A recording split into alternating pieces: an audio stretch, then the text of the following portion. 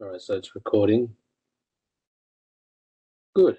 So hi everyone, welcome to our inaugural session by Be Informed. My name is Carl Buhariwala and I'm the founder of Be Informed. I founded this organization so that people who want to learn more about particular topics can get information from those who are skilled in that space and have the experience to offer important information to help individuals on their journey towards making informed decisions. Today's session is recorded, so please bear that in mind. And before we begin, I'd like to also acknowledge the traditional owners on the lands of which we meet today and pay my respects to their elders past, present and emerging, and I extend that respect to anyone who is joining us today. Before we begin, just a sort of a disclaimer that this session is being sort of conducted by, and the seminar has been presented by two lawyers, but the information that is provided is general only and is not sort of specific or tailored to anyone's specific personal circumstances. So if you wish to learn more about a particular topic that's relevant to your circumstances, then please engage with one of the speakers directly, and they'd be more than happy to assist. And the law that we're sort of basing these seminars on is the Australian law as it sort of stands today. So just bear that in mind. So if anything happens or changes in the future, you might have to consider that. Housekeeping matters, pretty straightforward. In terms of asking questions, please send them through the Q&A function at the bottom of your screen, and then I will then read them out to the presenters, who will then answer them in turn. And then following the seminar and the session as a whole, you'll be receiving to your registered email address a one-page handout, which will include key information that the presenters have shared during the seminars. So let's get straight into seminar one, and I'll start staring on screen once once the seminar begins. But the first seminar is being presented by Arthur.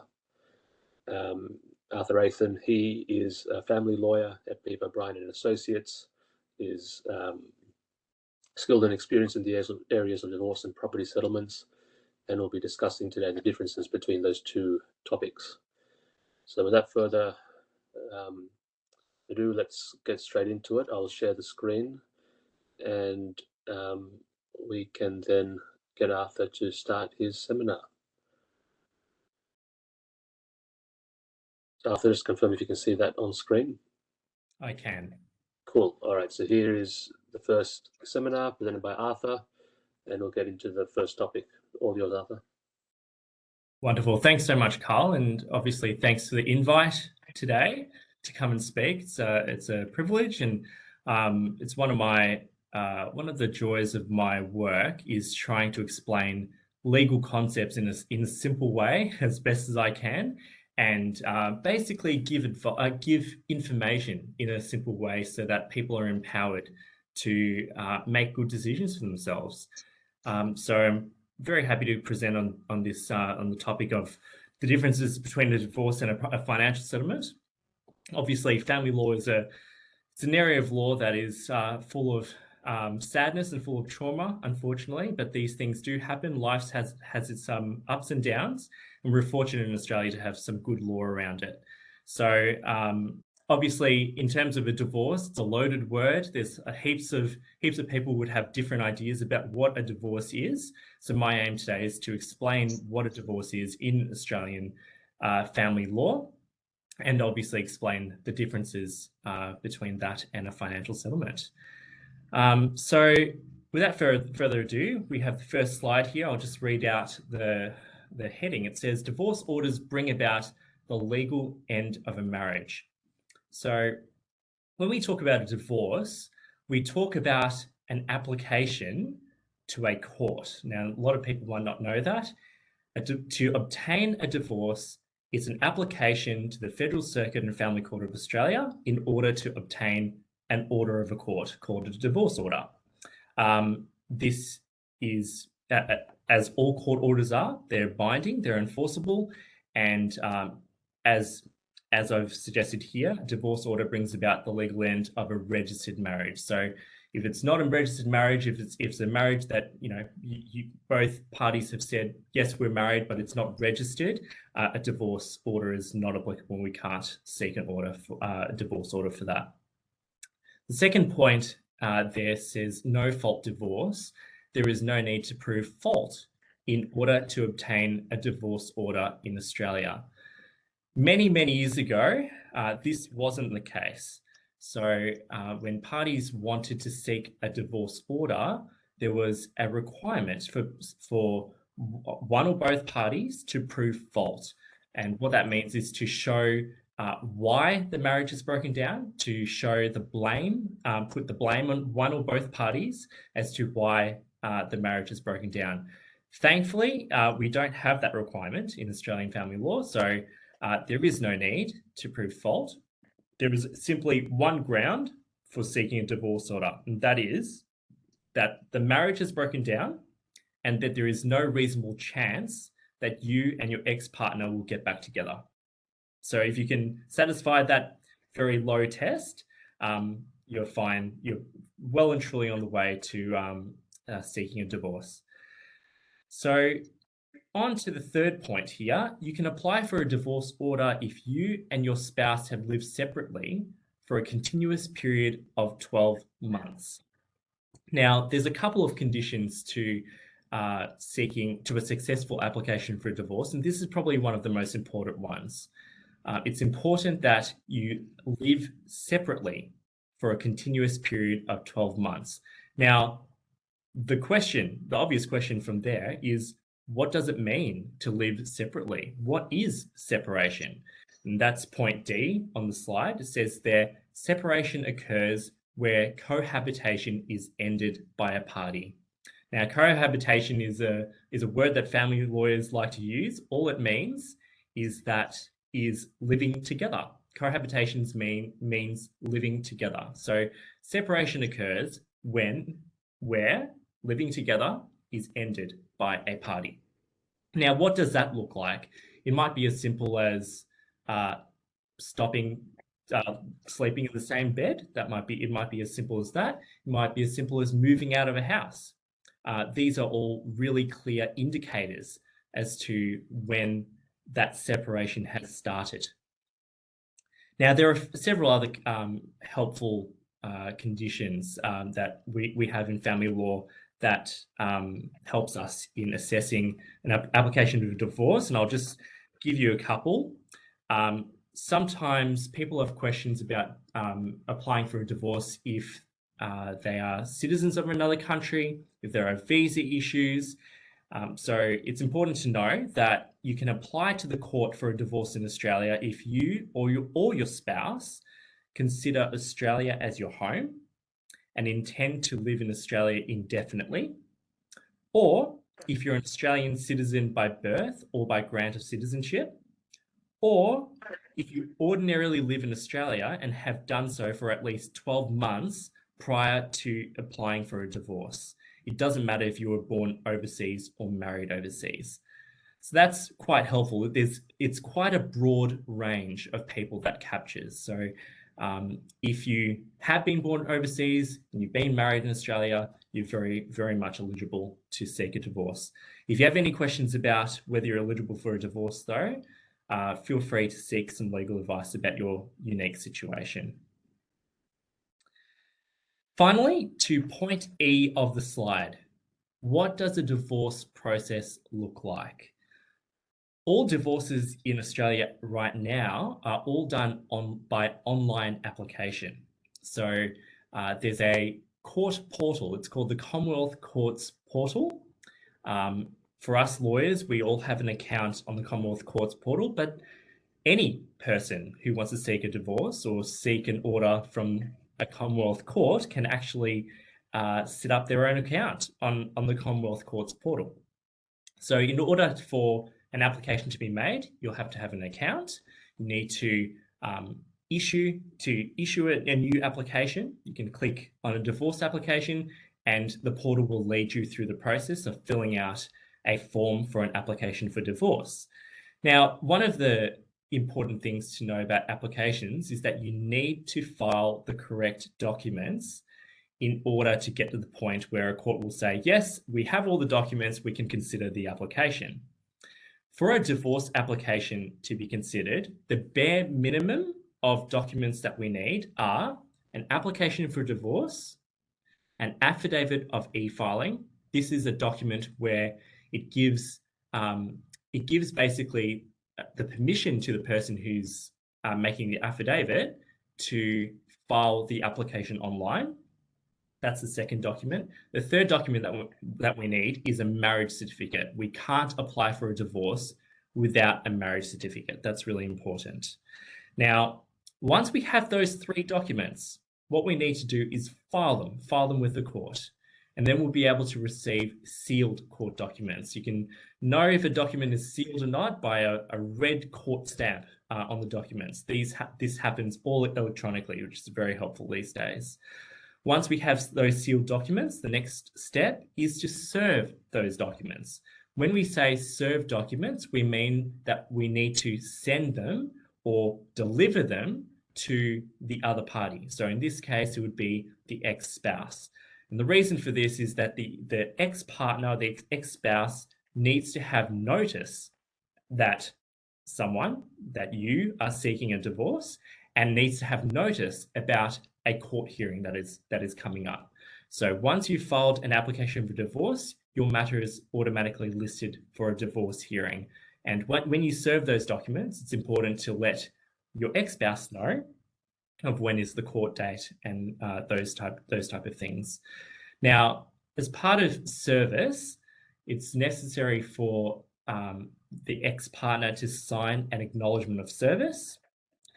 In terms of service, it's a complex area of law, but the best way of serving documents is actually by hand delivering those documents. Now, as lawyers, we often engage people to do that for us. We call them process servers, but a lot of people do service by themselves. Simply, they know where their ex-spouse is, they get along with their ex-spouse, and they deliver those documents to the ex-spouse, and the ex-spouse signs the acknowledgement of service. So that's all well and good. Now, I was going through the documents that we need to file. We've talked about 3. There's a couple more that need to be filed. We need to file the acknowledgement of service that now we've got back from the ex-spouse, an affidavit of service by hand or by post, which is the person who's applying for the divorce. It's that person's affidavit to say to the court that, yes, I have served the documents of my ex-spouse. And finally, the final document, the 6th document, is called an affidavit of proving signature. So again, if you're confused about those 6 documents, again, feel free to get legal advice about those and some guidance about the process. But those are the 6 most basic documents that need to be filed with the court in order for the court to consider an application for divorce. There are other documents that might become necessary. For example, and we're venturing into a more complex divorce situation. For example, there might be a situation where you and your ex-spouse have separated, but you're still living in the same house, or in our words, you're still living under the same roof. If that is the case, it's necessary to file a further 2 affidavits to show to the court, to tell the court about your story, how you've separated, and why you're living in the same house still, and the situation while you are both living in the same house. For example, you're living in separate rooms, sleeping in separate beds, you're not cooking together, you're not attending social events together. Those type of issues would be canvassed in your affidavit, and the affidavit of someone else, usually a friend or a family member, who can corroborate or back up your story to the court. So that's pretty much the process in terms of applying for a divorce order. Obviously, there's a divorce hearing you'll attend. Usually it's by telephone these days. So the court will provide you with a telephone link, and off you go from there. So the court will hear your application, will examine your documents, and if everything is in order, the court will make the divorce order. And a divorce order will become final and in effect 1 month and 1 day after it's been granted. So that's a little bit about the process of applying for a divorce. Thanks, Carl. Can I go to the next slide? Thank you. Now, the second slide I've got here is when we're revisiting the topic of the differences between a divorce and a financial settlement, what a divorce does allow you to do is it allows you to remarry. Okay, so you cannot be married to more than one person in Australia. I've already talked about when a divorce order takes effect. It takes effect 1 month and 1 day after the date of a divorce order is made. And once the divorce order has taken effect, the previous marriage is ended and you are free to remarry. It's very rare that divorces become urgent situations. However, in my experience, the most urgent divorces are those when I have a client who comes to me and says, Arthur, I have a new partner and we're planning to be married in the next month.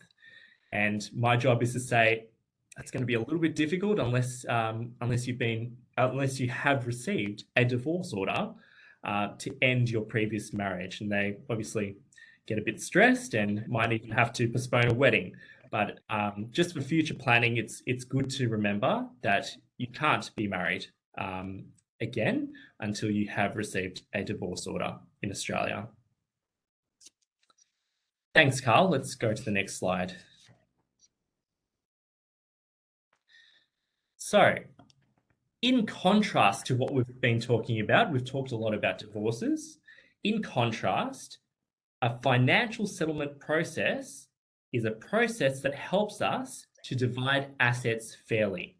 Okay, so a divorce does not consider or does not take into account the financial positions of both parties and the often complex situations that people find themselves in financially, and trying to untangle that and separate that after they've separated. So going through a financial settlement process is pretty important. I'll just read point A there. It says, the financial settlement process involves an out-of-court process of dispute resolution or an application to the court if dispute resolution fails. So when we talk about dispute resolution, we talk about all avenues of discussing, negotiation, mediating, there's a whole range of dispute resolution options that help you and your ex-partner to hopefully come to an agreement without having to resort to applying to the court for a decision. That obviously it's the preference, our preference as lawyers, and it's the court's preference for people who have separated, for couples who have separated, for them to try working things out between themselves and try to come to agreements without having to issue some sort of proceeding. Now, the question is, how do we know what's fair and what's not fair when it comes to dividing assets and untangling the whole situation after a couple has separated? Point B says right there, it says, family law in Australia helps us know how to divide assets after separation in a fair way. We look at the 1, joint asset pool, 2, the contributions made by both parties during the relationship, 3, the future needs of both parties, and 4, whether any agreements reached are just and equitable. Now, I won't have time today to go into each point in great detail, but it's important to note those 4 factors. Those 4 factors are enshrined in family law. It always begins with trying to work out what is the asset pool. And when we talk about asset pool, and Sesh will probably go through this in the next session as well, when we talk about an asset pool, it means all assets which you might have an interest in and which your ex-partner might have an interest in, as well as all liabilities that you might be responsible for and any superannuation entitlements as well. Then we examine the contributions, and when we talk about contributions, we talk about a whole range of different things. Income, we talk about financial contributions, we talk about non-financial contributions. Thirdly, the future needs of both parties. We look at income, earning capacities, we talk about age, we talk about health, we talk about kids, who has primary care of kids. And finally, we remind ourselves that if there's an agreement that is reached, it has to be just and equitable. It has to be within the range of outcomes that a court might give if the matter was determined by a court. Now, that's a bit hard to work out if you're not practicing in family law every single day, but this is definitely an area. Financial settlements it's definitely an area where I would say to anyone, you should get some legal advice about your entitlements. C, what does the financial settlement process look like? There's a process of financial disclosure. That's probably one of the first steps, where there has to be an exchange of documents. Then a lawyer hopefully gives some legal advice. There's a process of out-of-court dispute resolution, such as negotiation or mediation, and hopefully an agreement can be reached. And if an agreement can't be reached, that's when court may become necessary. Thanks, Carl. Can we go to the next slide? Now, unlike a divorce application, which does not deal with finances directly, the financial settlement process helps with financial certainty and stability after separation. The point of going through a financial settlement process is to reach an end to the dispute, okay? And when I talk about an end to the dispute, it's a dispute over finances, about a division of finances after separation. Now, there's really two ways of achieving that certainty and that end point, and that is, I'll just read it out. It says A, financial agreements, and B, court orders. Okay. Now, financial agreements it's basically a family law contract. Okay. So once parties have reached an agreement, that agreement can be formally drawn up as a financial agreement and executed, and is therefore, after that, it's binding. Now, financial agreements are quite complex, and they have to be drafted and executed in a very specific and unique way under the Family Law Act. So it's necessary to receive financial advice. In fact, you can't even enter a financial agreement unless both parties have independent legal advice from lawyers. Obviously, penalties for a breach of contract, usually found in the agreement. Parties can apply to a court to have a financial agreement upheld or challenged if necessary. Now, moving on to B, court orders by consent, I would say, is probably the most common way of formalizing an agreement. All that looks like is, once parties have reached an agreement, a lawyer or parties can apply to the court, and that involves drafting some court documents, apply to the court, and the court looks over the agreement administratively in chambers. So there's no court hearing, there's no necessary for appearances or talking to a judge. The court looks at the applications by itself, and if it's satisfied that the agreement is indeed fair and just, then the court will make final court orders by consent. When we say by consent, it means by agreement between both parties.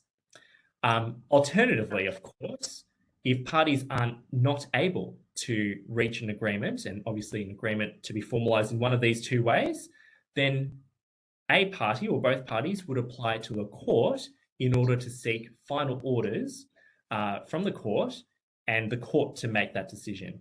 Now, obviously, that's where the costs are involved, and that's where it can become a costly process. But again, the court gives every opportunity to parties to try resolving their matter by agreement each step of the way before reaching a final trial of some sort.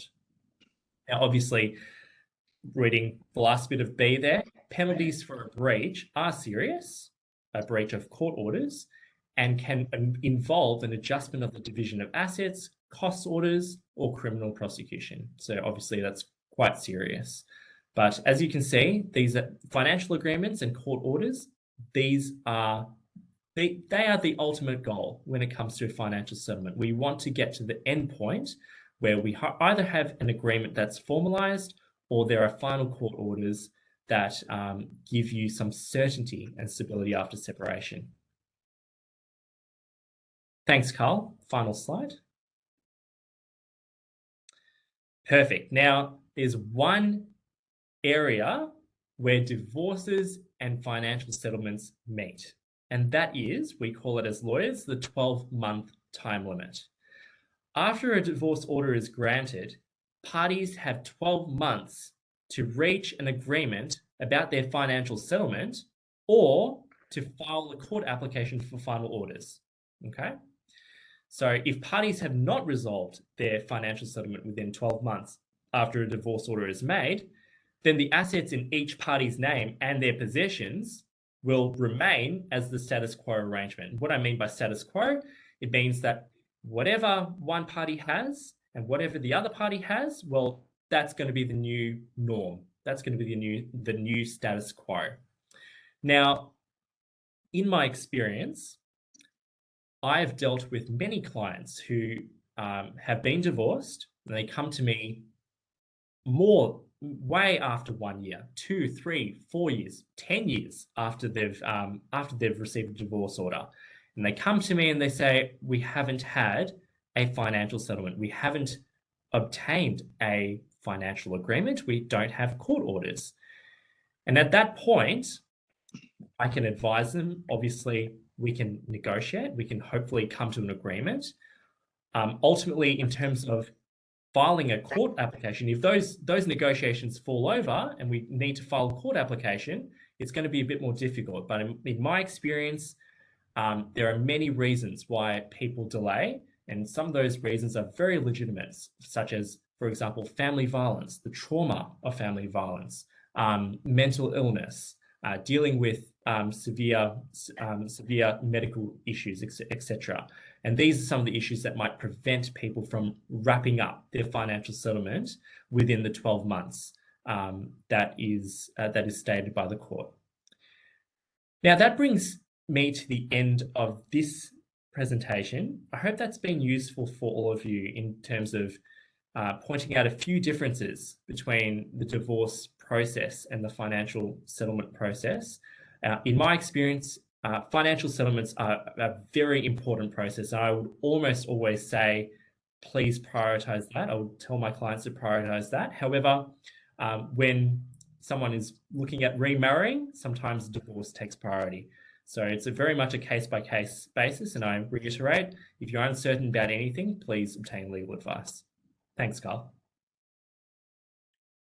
Thank you, Arthur. That was a very informative presentation about the differences between a divorce and a financial settlement. And to be honest, I didn't know the difference that you would have to get a financial settlement process sort of underway within 12 months following a divorce. So I think it's sort of a good piece of information for many people to know. Arthur's details are currently on screen, so if you have any further information that you require of him, feel free to contact him. But we will have time after the second session in about half an hour's time to have a Q&A with both presenters. So we've already started receiving a couple of questions so far in the Q&A section, so please keep them coming, and we will then address them after the next seminar. Just a reminder, if you do have any other Q&A, just pop them into the Q&A functions at the bottom of your screen. So please keep them coming. Our next presenter is Seshrin Naidoo. He is a family lawyer that runs Satori Law, and he will be discussing the asset and liability matters in property settlements. So without any sort of further delay, let's get Sesh on screen. Sesh, are you there? Yeah. Cool. All right, so take it away. I'll go to the first slide. No worries. Thanks, Carl. And also thank you to Arthur as well. I think he set up the second part of the seminar quite well by providing a background in relation to finance. So look, this second part of the seminar will really feed off Arthur's first part. We're really going to just outline some of the circumstances that parties might find themselves in when dealing with the process of property settlements. Now, just so that there's no confusion, I refer to them as property settlements. Arthur refers to them as financial settlements. They're both one and the same. Really dealing with the financial matters of parties who have separated and are looking to resolve the financial matters between them both. Okay. Thanks, Carl, for moving on to the first slide for me. Now, before I touch on what notional property and add-backs are, I'll quickly just explain in a little more detail what exactly property is insofar as it relates to financial law, family law financial settlements. Now, property, it's property that a party to a marriage or a de facto relationship is entitled to. Now, this entitlement can be argued based on both the financial or non-financial contributions of the parties, or both. Okay, so for example, the court may look into one party who went into work and paid the bills, but at the same time, they'll also take into consideration the other party, be it the mum or the dad, who had to stay at home and take care of the kids and the upkeep of the matrimonial home. That's what's defined as a contribution, and both together will be factors that the court will look at. As Arthur mentioned, what we're really looking at is what's just and equitable in all of the circumstances. Okay. Now, property also includes assets that are in possession of the parties during these negotiations, as well as assets that are no longer in existence, but previously were possessed between the parties. So, and that's really where I'll touch on what notional property or add-backs is. I'll just give a simple example. Let's say there's a husband and a wife that decide to separate, and the husband, after separation and during the financial negotiation period, the husband decides to take $50,000 cash and go to Crown and gamble it all away, and turns out, he loses all of that money. Okay. Now, I think we'd all agree it'd be unfair on the wife for that $50,000 to not be included in the property pool. And that is an example of what we would call an add-back. So under the Family Law Act, it would be deemed notional property that needs to be added back to what we call the property pool. Now, the property pool is, as Arthur also alluded to, it's assets to the relationship, as well as responsibilities insofar as liabilities are concerned. It's the joint asset pool. So the assets do not only belong to one individual in the relationship. It's until the property settlement is finalized, those assets essentially belong to both parties. They're joint assets. Okay. Now, examples of joint assets or assets in the property pool, you're looking at cars. There's investment portfolios, so shares such as cryptocurrency, or even real estate. You've got multiple properties. Okay. Now, I'll just move on to the second question, being can I buy a car after separation?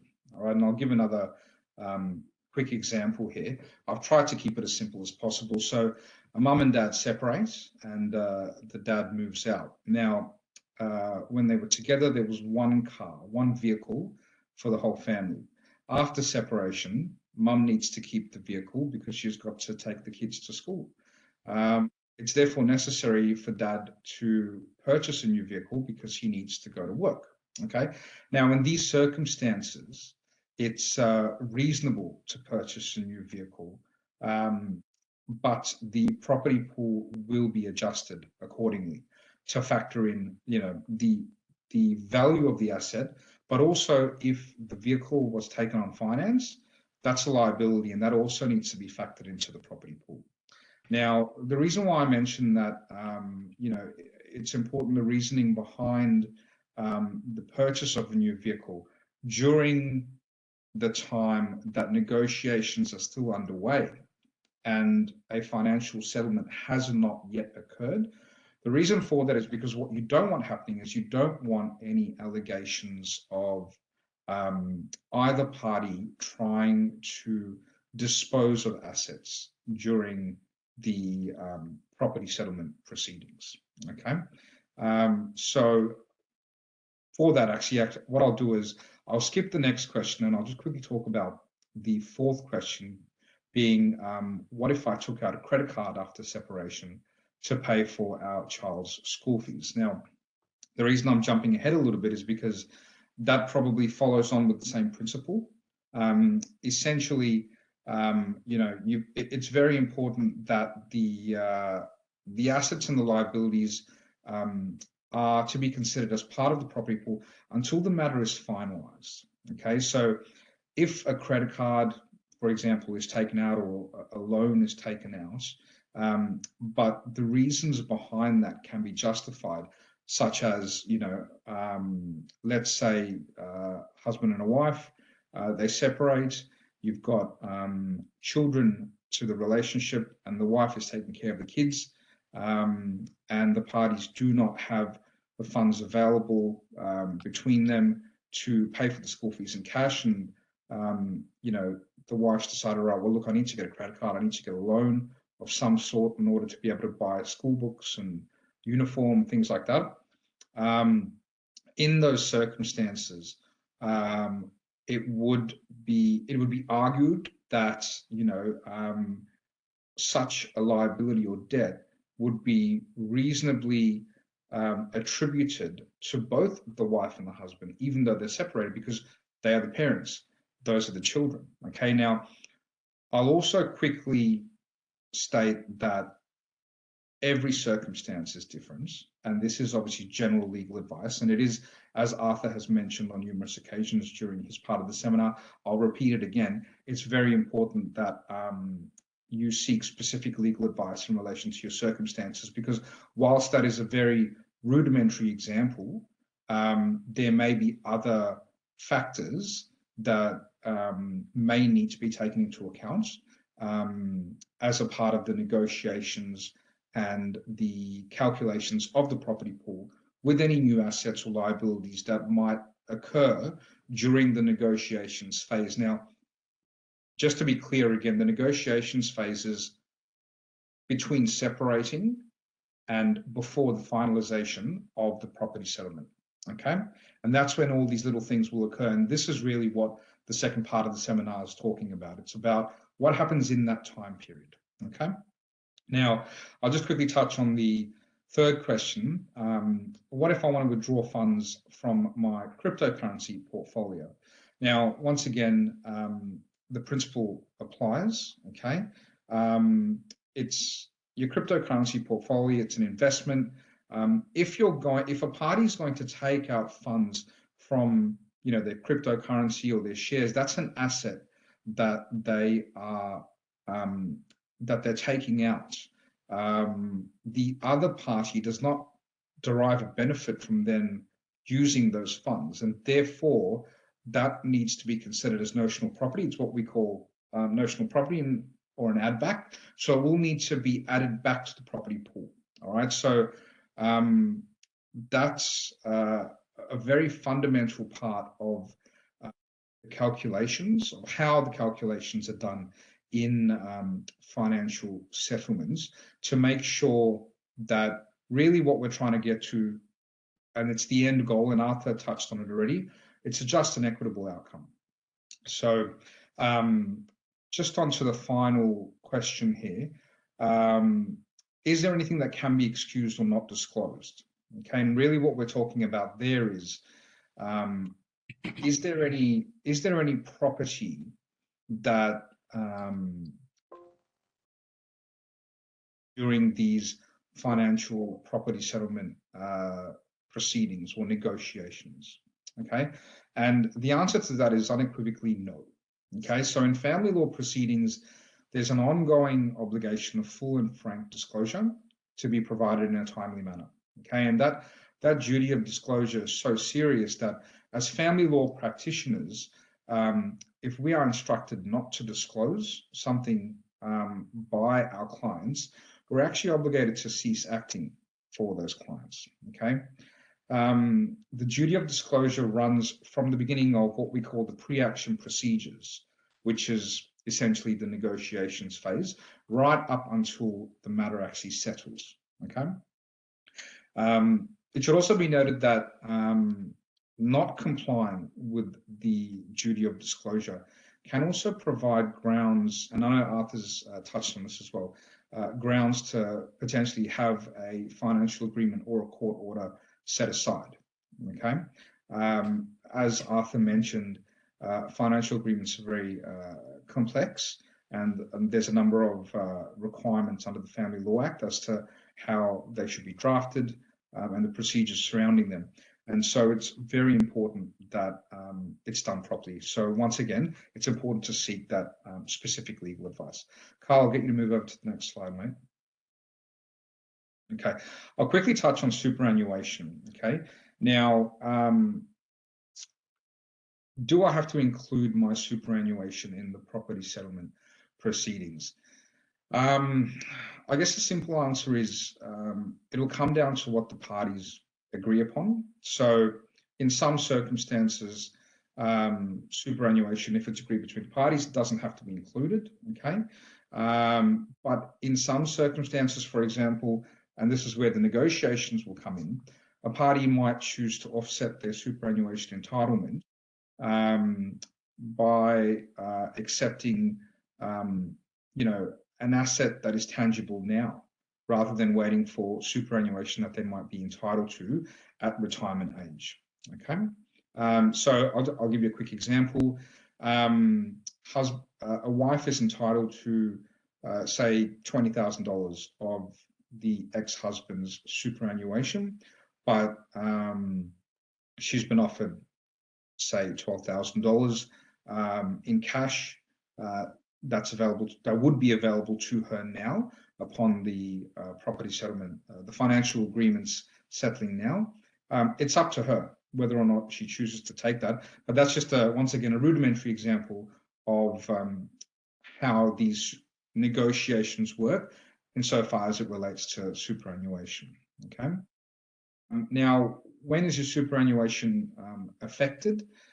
Look, when you're doing it, there's different requirements in terms of timing, whether you're doing it via binding financial agreements, or if you're going to be applying for consent orders, or if there's actual court orders, if a dispute's occurred and it's left up to the court. Ultimately, when you receive your superannuation is not really going to change, okay? So it will be the retirement age, unless, of course, special circumstances apply.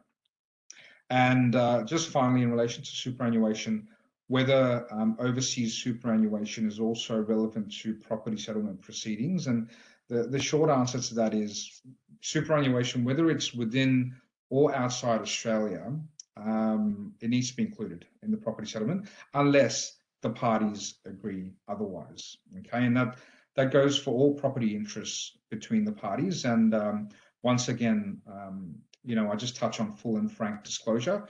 It's very, very important that clients provide full disclosure to their lawyers in relation to any property interests that they have within Australia, because not doing so may suffice as grounds to set aside any agreement that they're hoping to achieve. So it is very, very important. Carl, I'll get you to move on to the next slide, mate.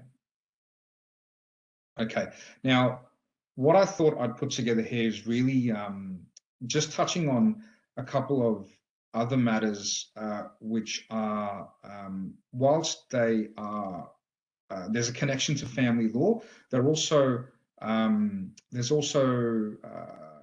ancillary matters in terms of logistics and considerations that parties who are separating and undergoing this property settlement proceedings, how they deal with these matters, okay?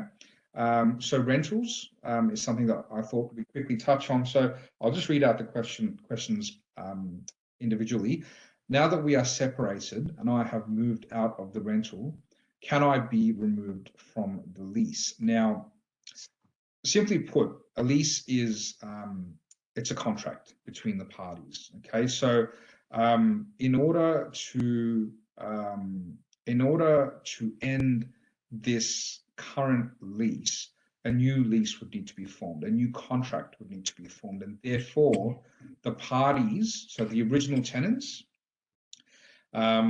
if one of the tenants wants to be removed from the lease, like let's say, husband and wife, they're renting, and the husband's going to move out and he wants to be taken off the lease. He doesn't want to stay there anymore. All right, well, what he'll have to do is he'll need to obtain the consent from the wife, the tenant who's going to stay, to remove him. Essentially, what will end up happening is a new lease will need to be signed. And ultimately, look, the real estate agent should be able to provide you with that information. Okay. Now, if you both decide to exit the lease, or for a better word, if you're going to breach the lease, what are the sort of losses you're looking at? Okay. Now, in those circumstances, once again, it's important to obtain the relevant legal advice, because you need to look at the provisions of the lease. But some common potential losses, you'd be looking at loss of rent that the landlord may incur up until the expiry of the current term of the lease. And another potential loss would be marketing and other related fees that the landlord would have to incur in order to essentially get a new tenant in. Okay, so there might be marketing fees, there might be advertising fees, all which the tenants who have breached the lease may be liable for. So it's very important that you speak with a lawyer so that you know exactly what your rights and obligations are. Okay, and you could potentially negotiate with the landlord as well. Okay, to see what can be done.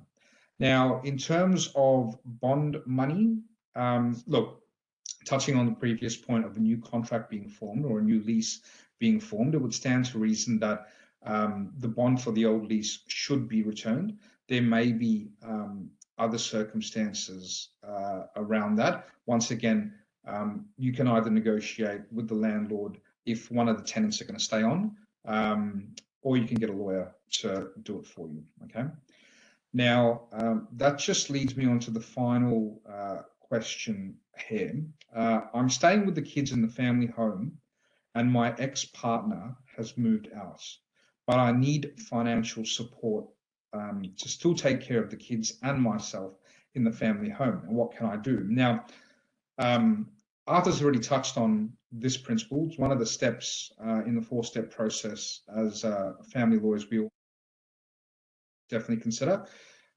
What I'm alluding to here is the future needs principle, which Arthur spoke about briefly as well. Okay, so if you've got a mum and a dad, and mum's got kids, the mum is staying in the family home, the dad's moved out, but the mum requires financial assistance. This is exactly why property settlement proceedings are so important. Okay. The courts will consider the future needs of the parties when assessing the division of the assets of the property pool. So given that in the example I used before, mum is the one who needs the assistance, she's got kids, she really needs financial resources. Dad's, moved out, he's got an income for himself. He's not taking care of the kids. He sees them, during the week or on the weekends, but mum's the one who's really taking care of them every day. It's clear that she's going to require a greater level of financial resources to be able to take care of those kids. Okay, and the court will definitely take that into consideration. Okay, so when you're negotiating, your lawyer should be advising you of these factors. And once again, this is only general advice. Every situation is different. Every circumstance is different. Okay. You can also contact the child support agency that can be done as well. An assessment can be done on your ex-partner to see if any financial support can be provided there as well. Okay, Carl, I'll just get you to move on to the next slide, mate. All right, thanks for that. Now, what I've done here is I'm just going to quickly touch on, these are really examples of other matters that you really need to take into consideration during the time that, during those property settlement negotiations.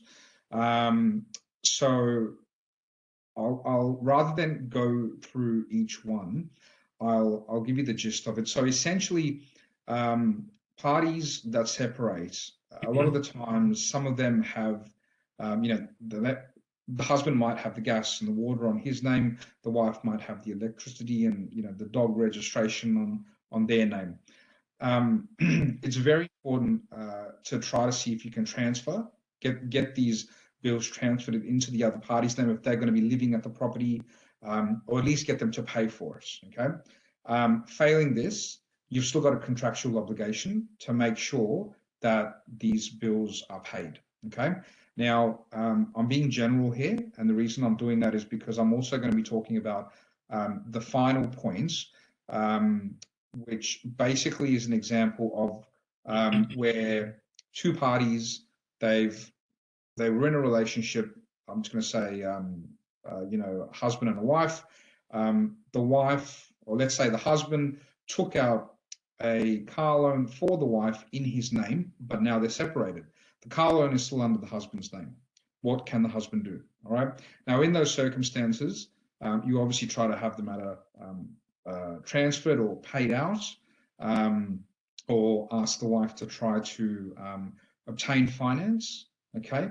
But the point I'm trying to get across here is that you have a contractual obligation. All right. And that's not going to end just because you've undertaken property settlement proceedings. It's very important that these matters, that you uphold your obligations during this negotiation period. And then once the matter has been finalized, orders can be made, or, within the binding financial agreements, clauses can be drafted so that these electricity bills or car finance, these sort of things can be resolved finally. Okay. And the same goes for the pet registration example. One party has a dog under their name, the registration is not renewed. Well, if you don't pay for the registration, the council is going to fine you, and then you're going to have to pay for that as well. Okay, so that leads me on to the final slide, Carl. Now, what I've done here is I've just briefly outlined what happens with unpaid debts. And this could potentially happen if parties don't ensure that they keep their bills up to date. Okay. Now, in a nutshell, the debt recovery process will start off with a letter of. So, look, I'll quickly preface that by saying, look, if you've got a $50 phone bill, the phone bill company is probably not going to take you to court over it. Okay. But if you've got a car where you're the person who's taken out the finance and there's $25,000 owing, there's a strong possibility that they are going to take you to court. Okay. So the process starts with a letter of demand. Okay. Where they'll make you aware that this is the debt that's owing. Okay. Once, if the debt is not finalized or the matter is not resolved, and the debt is still owing, they will, the plaintiff, so what we call it, the plaintiff is the person, in this example being the finance company, the person who's owed the debt, right? They will make an application to the court for a default judgment. Okay, now what that default judgment will entail really can affect your credit rating, your credit history. Really what ends up happening is the court will make an order after the application from the finance company for a default judgment for the unpaid debt amount, say 25,000 plus interest plus costs. Okay, remember that as well. Now, the court, once the order's been granted, the court will eventually notify Equifax, which is Australia's national credit reporting agency, and there will eventually be a blacklist on your credit file. Okay. Now, I believe that it's for 5 years. Okay. Now, I'm also of the understanding that if the debt is still unpaid after the 5-year period, okay, the plaintiff can still enforce recovery of the debt for up to 15 years, and that will depend on each state. So essentially what I'm trying to get at there is if you end up with a blacklist on your file, on your credit file, don't think, okay, well, look, I've got a mortgage already. I'm not taking out any loans for the next 5 years. I'll just sit and I'll wait for it until it expires, okay? Well, that might not be the case. So it's very, very important that you address this. So look, in terms of default judgments, once again, you can speak to a lawyer. You can try to negotiate with the other party to see if you can resolve the matter, okay? And really just assess your options. Now, I've also put down here warrants to seize property and attachment of earnings orders. Now, I'll quickly touch on that because I know I've already gone over time, but warrants to seize property, essentially what that is the finance company in the example I provided they can make an application to the court and get the sheriff out to your property. And the sheriff will have a look at what property they can essentially seize and sell to recover the funds for the plaintiff. And the attachment of earnings order, that's really an application to the court to garnish wages. So your wages could potentially be paid until the debt's paid off, a section of your wages back to the plaintiff. Now, if you find yourself in a situation like that, you can make an application for an installment order to the courts to pay the debt off over a certain amount of time. So it's very much like a payment plan, but it's in those circumstances, it's probably best to seek legal advice, see if you can negotiate with the other side, and see what really can be done. So look, that really concludes my part of the seminar. Carl, I'll hand it back to you.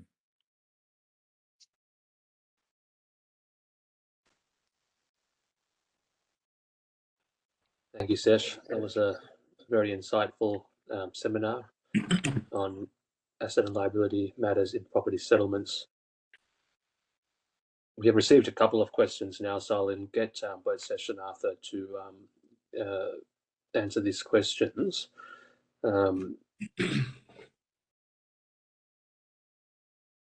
So one of the first questions that we've received, and let's bear with me as I sort of go through the list. This will probably be for Arthur.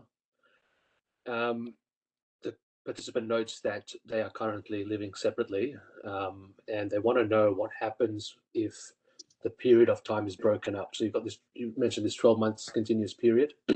What happens if they get back together for a month and then separate and it just goes on and off? What happens there, Arthur? That's a really good question. Generally, it really depends on the facts. So I need to know a bit more about the facts of their situation, and I encourage them to get legal advice. So generally, my gut feeling, my feeling is we restart the time from each time they've basically they've. Sorry, Carl, can you just re-explain the question? They've lived together. So they've been living together, but they've sort of. The question, of course, doesn't go into that level of detail, but it's sort of where what I understand from the question is that if they've separated and then they've lived separately for a period of time, maybe say 2-3 months, then they've got back together for a month, and then again they've sort of gone away because maybe they've had a bit of a discussion and it's sort of not gone what they want. I understand. What happens with that 12-month period? Does it keep restarting each time for them? It does restart. Okay. Yeah. That's the short answer. But again, I would want to have a further discussion with them as to the specifics about what it means about them separating for short periods of time. Cool. Yeah, so that participant would like to sort of get in touch with either Sesh or Arthur on that point. Feel free to sort of liaise with them. The second question that we've got is, again, for Arthur. I think it sort of goes a bit chronological given the progression of the seminars. Around these affidavits, Arthur, you sort of mentioned that they will need to provide an affidavit sort of covering off particular elements of why they seek to get a divorce. Yes. Of course, we sort of recommend that they get a lawyer to sort of assist them in sort of preparing the affidavit. But if you could just sort of go through once again, sort of what are the key elements that need to be included in an affidavit? What do they have to start thinking about when they're sort of putting that document together? Yeah, sure. So as I mentioned during my seminar, the two affidavits that I was mentioning are required in the instance where there has been a period of that 12 months separation has been separation under the same roof. Okay, so if the parties were separated under the same roof, there is a requirement in that period of 12 months, there is a requirement for them to file two affidavits with the court, one by them, one by a friend or a family member, to explain to the court about the circumstances of them living under the same, of them living as separated under the same roof. Now, the reasoning behind that, I guess, is from an outsider. If a couple's living together under the same roof, there's no way of knowing whether they're actually separated. They're not living separately in two houses, they're living together. So the onus is on the person who's applying for the divorce to say, hey, here's all the facts. Here's why we were separated, and here's what we did. Here's what showed that we were separated under the same roof. And I pointed some factors out before. For example, the date when they stopped sleeping in the same bed, the date they started sleeping in a different room, the last time they cooked together, the last time they actually had a meal together, the last time they were seen as a couple outside socializing together, the last holiday they went on. All of these factors are relevant to put into an affidavit to show the court that, hey, this was the last time that we were actually seen as being a couple. This is the last time we did couple-like things.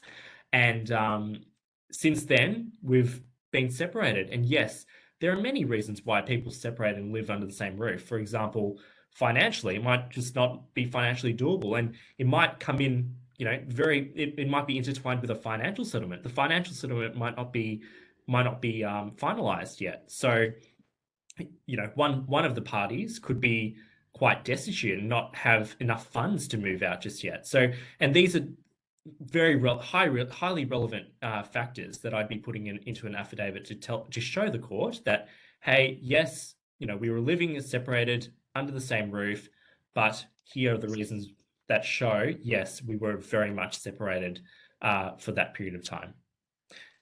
And just following on from that, Arthur, the same participant has another question on that point, which is around what happens if the affidavits provide different sort of views. So the husband and the wife sort of have recounted different events. What happens then? Good question. And sorry if I didn't make this clear enough. So when we talk about one affidavit, the two affidavits, sorry, one affidavit gets filed by the person applying for a divorce. The second affidavit gets filed by a friend of the person applying for the divorce. It's either a friend or a family member. Now, the ex-spouse who's not applying for the divorce, does not have to file an affidavit. Yeah. Right. So generally, those two affidavits will be generally consistent because the person applying to the divorce would have a chat to a friend, family member, have a chat. This is what we need from you. Generally, the information that is disclosed they're usually quite similar. Okay.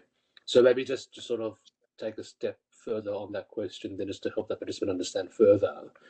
If the ex-spouse wants to challenge the validity or the accuracy of some elements of that affidavit, what can they do? Absolutely. That's a very good question that I didn't address this in my seminar. If there is an issue with a divorce application and an ex-spouse wants to contest it, they are very free to file a reply or a response to the application and file their own affidavit with the court to address the inaccuracies that they see fit. Now, I will say that's happened to me it's happened to me a few times, but it's extremely rare because a lot of people couldn't care at that point. A lot of people just couldn't be bothered going to that effort. And ultimately, the goal is still to obtain a divorce order. Now, sometimes an ex-partner might, this is the rarest example, an ex-partner might contest a divorce in the fact that to the effect of he doesn't want a divorce. Now, I've actually that's probably the rarest situation, and I personally I've not seen that happen in a court. I've not seen a contested divorce where a decision needs to be made in favor of a divorce order or not. So I hope that answers the question. Cool. What I'll do is I'll just remind everyone to sort of put their questions into the Q&A box if they do have any questions. What I'll do is I'll just muddle up the list of questions so Sesh can have a chance to share his views on a few of the questions that have come through. But Sesh, there's one for you, and it's on the topic of superannuation. One of the participants has asked, what happens, with superannuation? It's sort of, as you mentioned, Sesh, it's sort of you get entitled to that on preservation age or retirement age, whatever the term is used, I think. So it's quite a future-looking thing. And when this question has actually got two parts to it, because we've also mentioned the whole future needs principle as well. How do we sort of understand what the future needs of an individual, one of the spouses, might be when, of course, you have to look into the future, right, and things might change. And if they have made an assessment that they want to sort of offset the superannuation at a particular early point in time, how can they then, in the future, if, for example, their needs become serious and they need to access the superannuation early for disability or whatever, how can they then access some of that superannuation that would still not have been paid out to that spouse, right? Because it would be sort of sitting at the superannuation fund. So does that sort of make sense, Sesh? Yeah, so look, Arthur, I'll get you to, if you want to chime in at some stage, mate, you're more than welcome to, but I'll just quickly address the second point first. In relation to special circumstances where you can withdraw on your superannuation fund earlier, what I was really alluding to was the fact that, generally speaking, and because I don't do superannuation law, but I am aware, or is my understanding, that if you want to draw on your super fund early, you would need to show special circumstances in order to do so. Okay, so that's really what I was alluding to in relation to that part. Okay, so I hope that answers the question. It's not really a family law matter for family lawyers. That's really more superannuation law. Okay, in terms of the question in relation to future needs and how can it be determined, look, the simple answer is that there's no formula. Okay, it's really a matter of taking everything, all the circumstances between the parties, right? So as Arthur mentioned in his seminar, you're looking at the age of the parties, you're looking at the health of the parties. Okay, do the parties have, whilst there might be children to this relationship, were there any other children to any other relationships, right? That might need to be taken into consideration as well. Okay, so it's a very, once again, it is a very complex area, and it's quite substantial, financial settlements.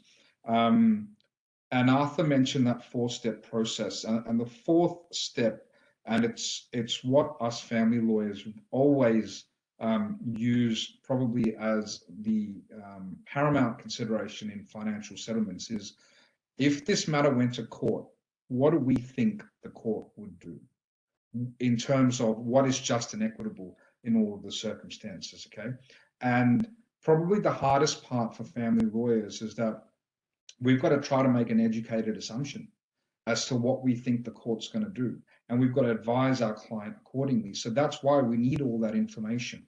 We need to know. So we can't see the future. We have to go off the circumstances and the instructions that our clients provide us at that time. All right. And the other thing I'd probably note is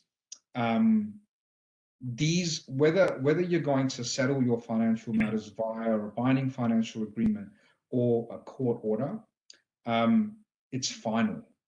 You can't go back to it if your circumstances change in the future. And it's once again why it's so very important probably to speak to a lawyer, so that for lack of a better phrase, you're not getting shafted. Okay, That's probably the simple way to put it. So I hope that answers the question. I know, look, I hope that it answers the question. I tried my best. But Arthur, if you'd like to chime in, mate, go for it. Yeah, I'll just add one thing, Sesh, but agree with what you're saying.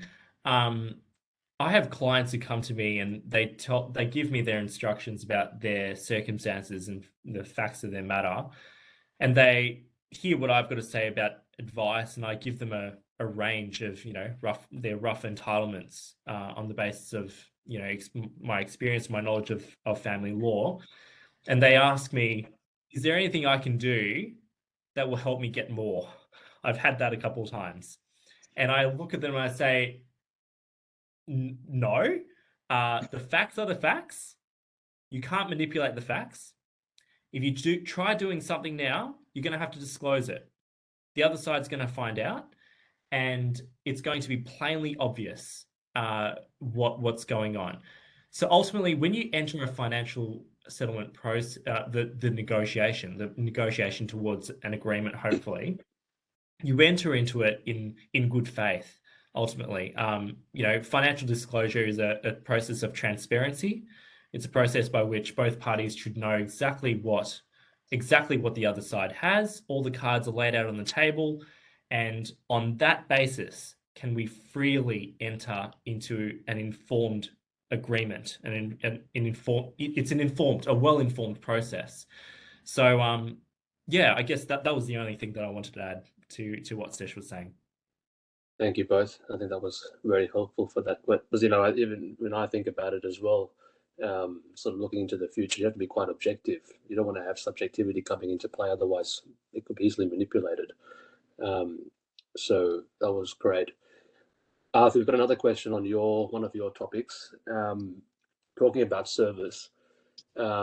If there's a sort of situation of domestic violence and all that, one of the participants has asked what happens with service of documents and all that if the other party's not willing to sort of take them and acts a bit sort of antagonistic towards the process server or even themselves if they were the ones doing it themselves. What are some sort of steps that you probably have come across that might help in that situation? Absolutely. And again, due to time constraints, I can't go into every single little situation. This is one of them. When it comes to family violence situations, obviously there are huge concerns when it comes to service. I wouldn't be advising my client to turn up at the ex-partner's house and serve the documents and try getting them to sign an acknowledgement of service. That would be that'd be really, really bad on all parts. In terms of what I do then, obviously, if there's a lawyer involved, a lawyer can act as a go-between. A lawyer can engage a process server. We can get someone independent to turn up with the documents and serve it on a client's behalf, I should say. That's one situation. Now, the flip side of what you're saying, Carl, is the situation where you don't know where the ex-partner is. Okay, so if there's a family violence situation and one of the parties has disappeared, or you're not sure where they live, and you have no idea how to reach them, don't know how to serve them, they've blocked you on the mobile phone, the email address they used to use isn't working anymore, there's no contact address. What do you do then? So in terms of the court has a lot of there's a range of options when it comes to service. The best option is to serve it by hand, delivery by hand. If that's not possible, you serve it by post. Okay. If not by post, and you don't know where to send it to, you can apply to the court for substituted service. So you can say that you've made all reasonable attempts to serve the documents on, for example, the person's last residential address, the person's last known email address, the person's workplace that you might know about. You can make your own reasonable inquiries about how to get the documents to those person and tell the court what reasonable attempts you've made to serve the person. And ultimately, if all of those attempts fail and there's absolutely no way, you basically make an application to the court to dispense of the need of service. So basically saying to the court that there's no way of me finding this person. I've made all these reasonable inquiries and I just can't serve the documents because I have no idea where he is. And if the court is satisfied with your reasonable attempts, then service is dispensed with, and the court will look at the application on its own facts. Cool.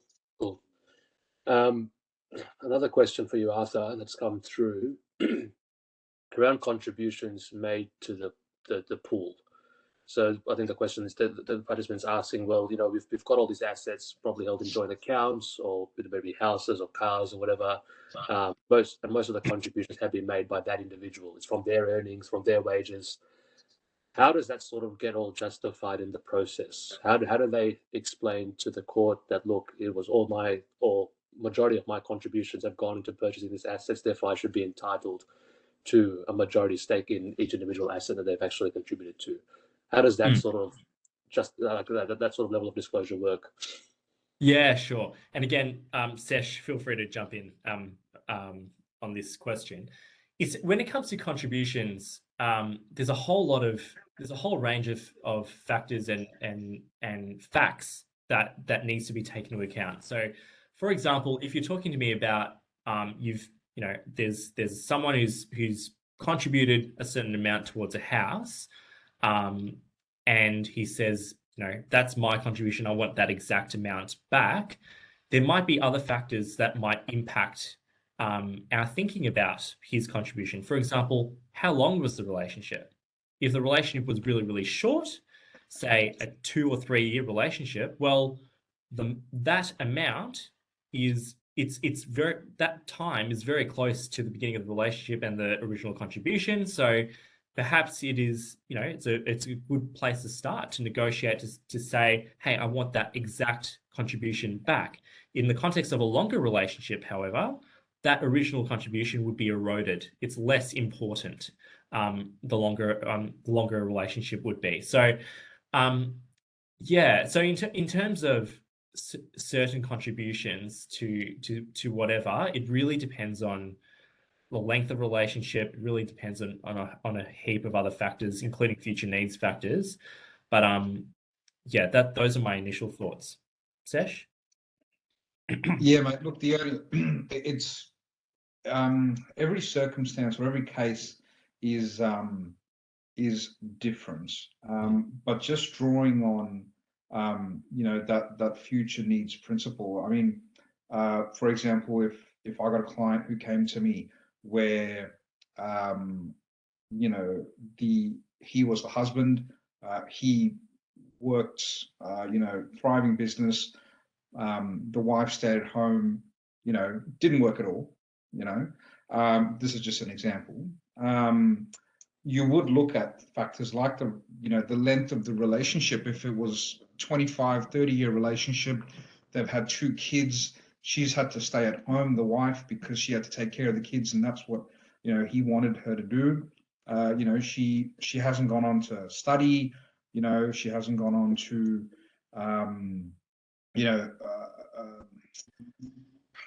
she hasn't gone on to invest in herself educationally, because she decided they made the decision that she would stay home and he would be the breadwinner. He would go and he would work. Now, in those circumstances, the court would look at the question of what is just and equitable. Is it just and equitable that the husband, who's made all the financial contributions, it's just and equitable for him to walk away from the separation with all of that money, and then where does that leave her?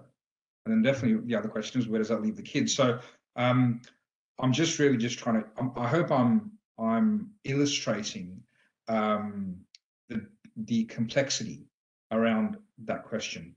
It's not always a straightforward process, and you need to look into it in more detail, because it's not just about the financial contributions.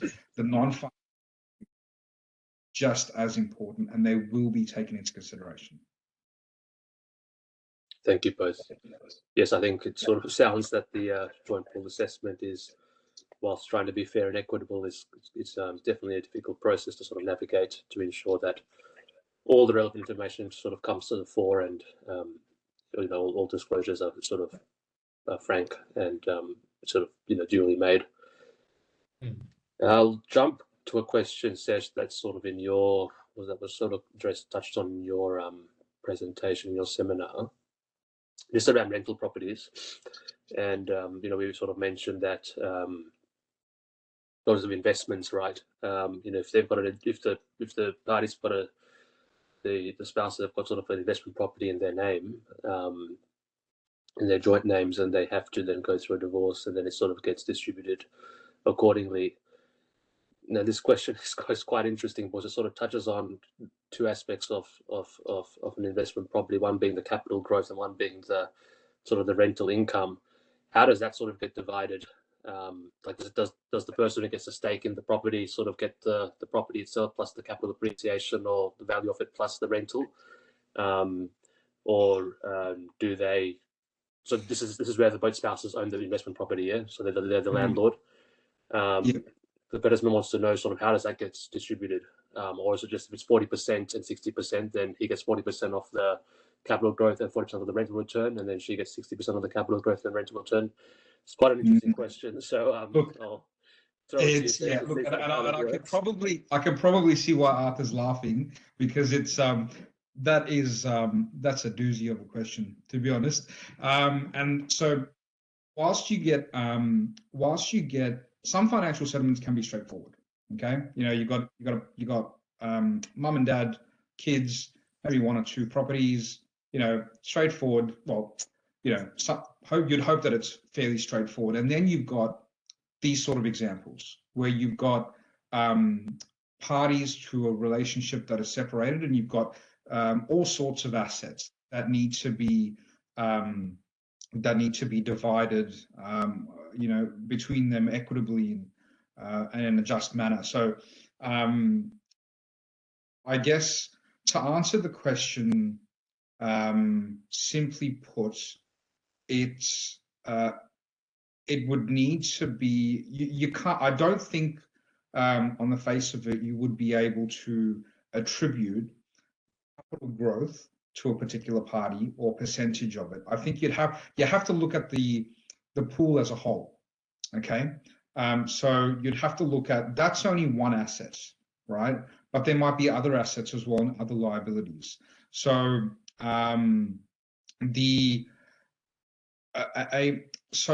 there are circumstances where an asset by asset calculation may be warranted, but to be honest, in my experience, in most circumstances, it's all assessed as a whole. So you'd look at, yes, you've got the capital growth in relation to that property. You've also got the rental income in relation to that property. Those are two elements of assets, of probably numerous assets in that property pool. Okay, so it would be very, very difficult in those circumstances to be able to, I think, attribute that portion by itself. So I think if I had a client that came to me in those sort of circumstances, I'd probably say, look, we need to look at everything as a whole, okay, and go down that route, because it may not work out.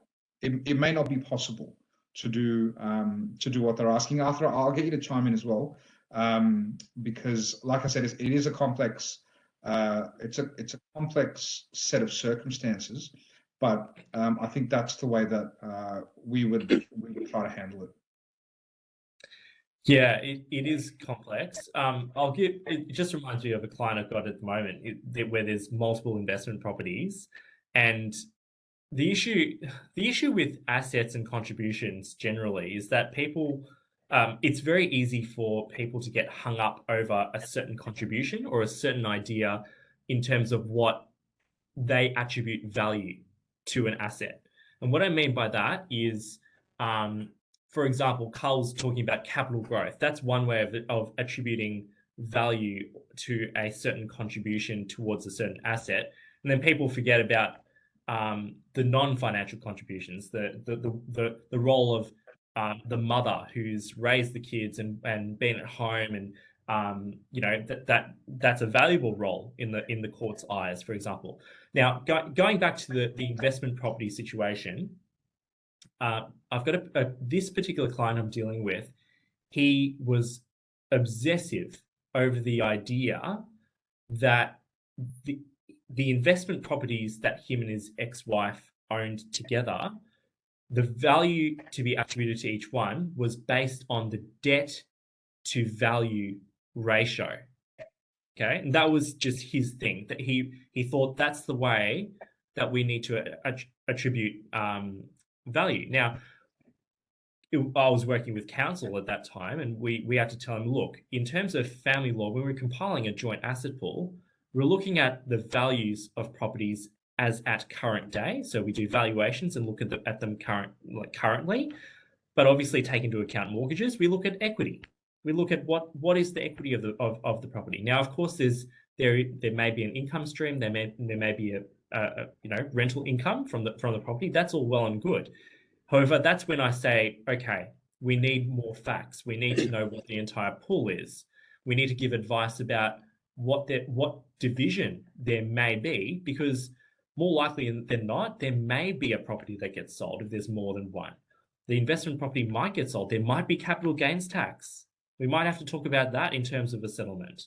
So these are all things that myself as a family lawyer, I give advice on all the time, and Sesh does as well. But again, it really, really depends on individual circumstances, and we need more facts basically to give advice. But the important thing, I think, to take away from what I've just said is current value of assets. That's what matters in terms of coming up with a joint matrimonial asset pool. And in terms of real property, we're talking about the equity, essentially. Yeah, and that same participants asked a follow-up question, which I'll just jump to, and then a few other questions we'll ask after that, and then probably wrap it up. But just on that point, the participants asking, is it prudent to sort of, I think it seems like they've got a family lawyer involved, but should they also be getting their accountant as well to sort of provide advice as well? What other resources should they access in a special, from terms of, service providers? Should they also get their financial accountant to liaise with their family lawyer to sort of get better clarity on their asset pool? I'll answer, Sesh, you don't mind. Then you go for a minute. Yeah, no worries. My answer is yes, absolutely. If there's a complex financial situation, I'm not a tax lawyer. I don't know the accounting world. I work together with other professionals all the time. So if a client wants to give me their accountant's details, I'll gladly have a chat to them about their financial circumstances, about various, if there's trusts, if there's different entities that are involved. Often accountants can be very useful resources for family lawyers in understanding what the asset pool looks like. Often, I've come across many clients who don't actually have a proper understanding of their assets, and oftentimes it's helpful to talk to another professional to gain a proper understanding. And yeah, I mentioned tax before. If we need capital gains tax estimates, we talk to an accountant. I do that quite regularly. So yeah, Sesh, if you wanted to add anything. Oh no, mate, you touched on the tax. I was just going to touch on the capital gains tax as well. It is very important because just to reiterate what Arthur said, I mean, we're not in the business of providing financial advice, and it's very, very important that you obtain the necessary advice from the relevant professional.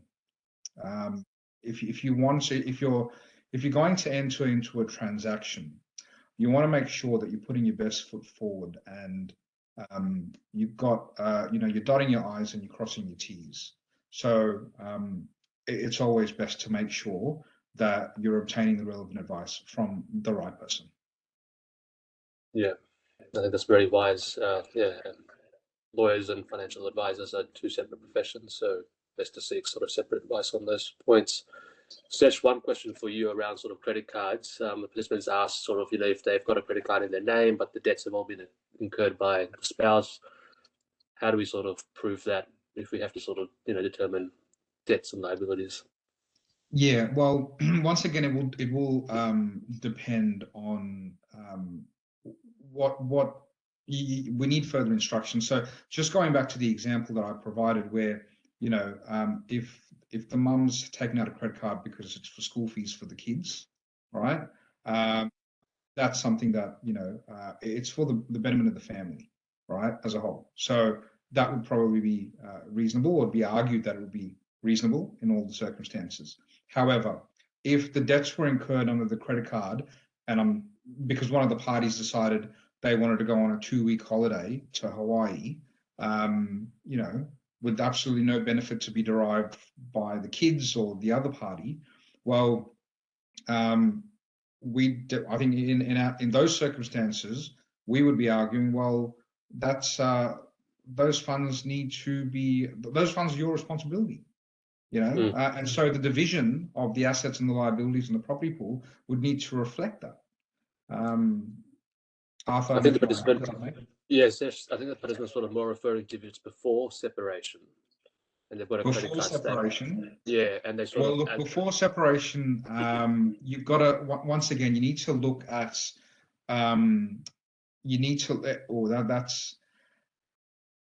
that's a troublesome question, insofar as it's like saying, all right, well,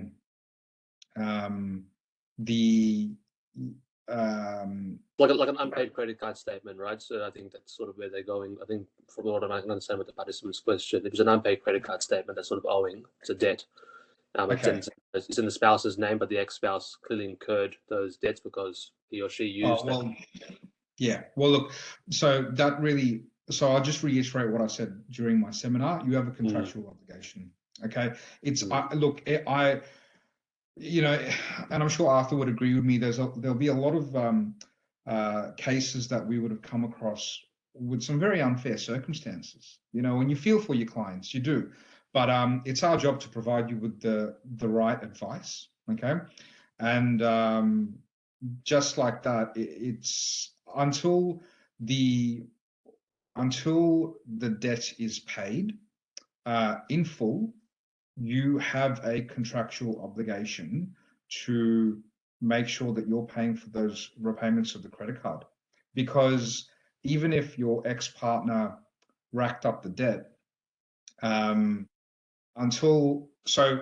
I'll put it to you this way: if you reach a financial settlement, ex-partner who incurred the debt has agreed to pay off the debts as a part of those orders or a part of the binding financial agreement, then that's fine. But you need to uphold your obligations up until that point.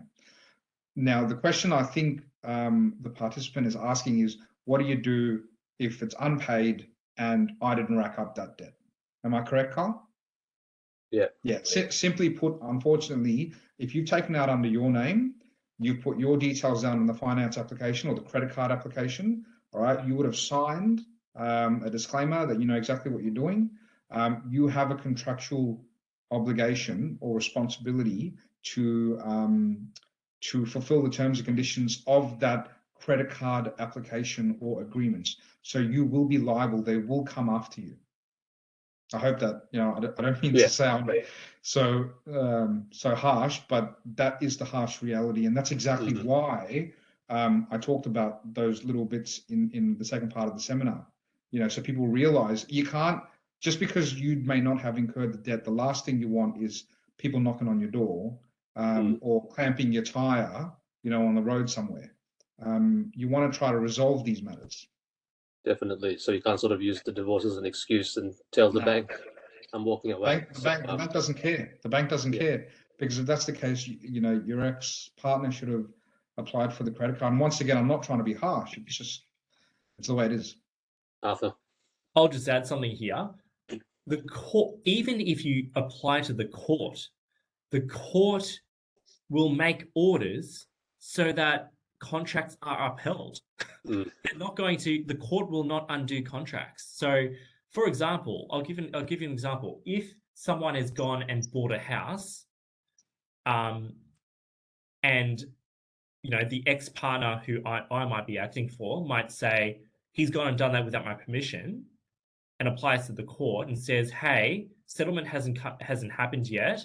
I want my joint funds, which he used to purchase the new house, I want that back.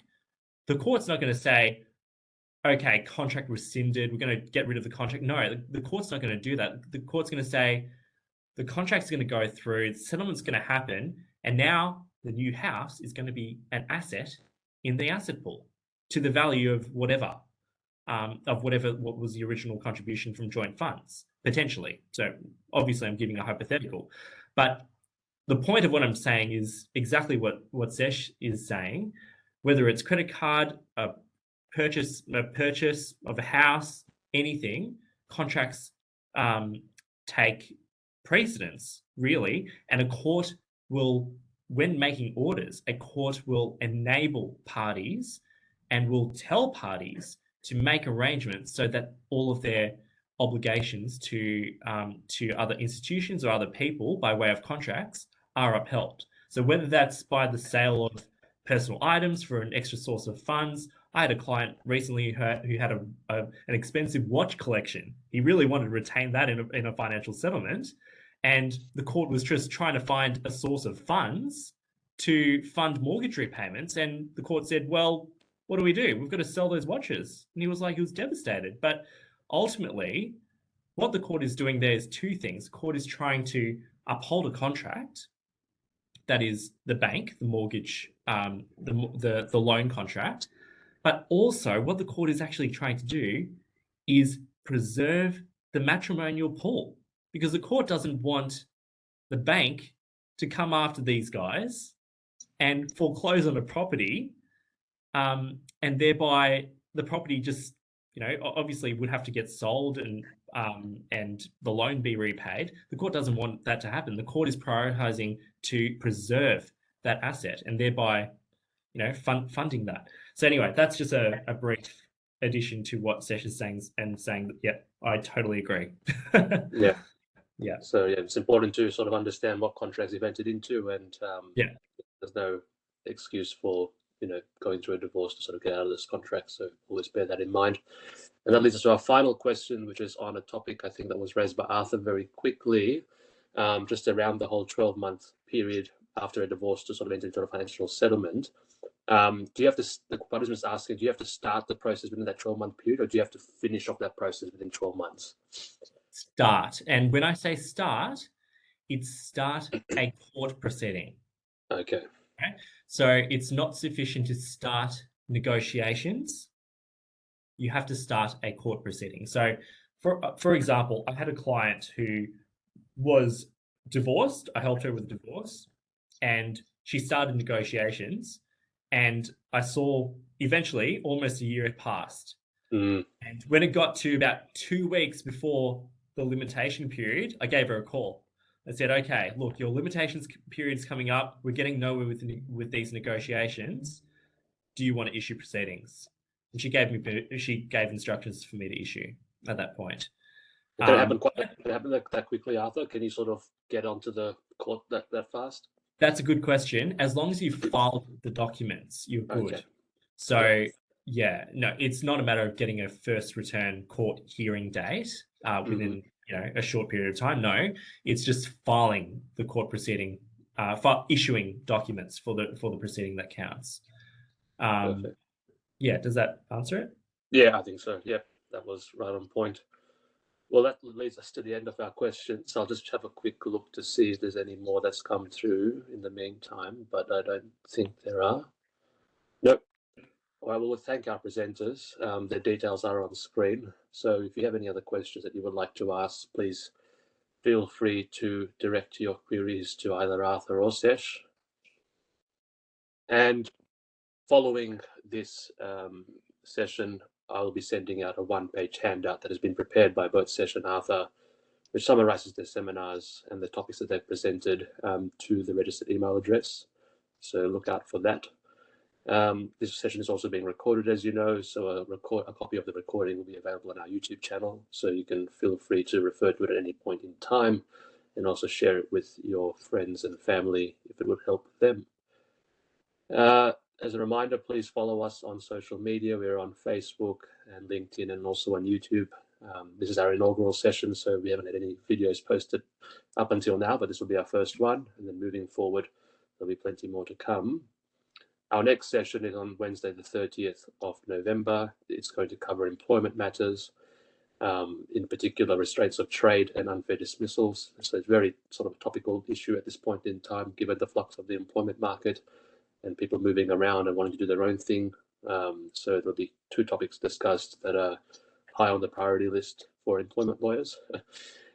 So tune into that session. The event is being advertised through Eventbrite, so feel free to look at our social media pages to find out more, and feel free to share those links with your friends and family if they might find it useful. To register participants, I'll also be sending through a survey link so we can sort of gauge more interest, gauge feedback from our participants about this session and also what they would like to hear in the future. So if you do, when you do receive that survey link, please do fill it out, because that'll help us in preparing and planning for the next session.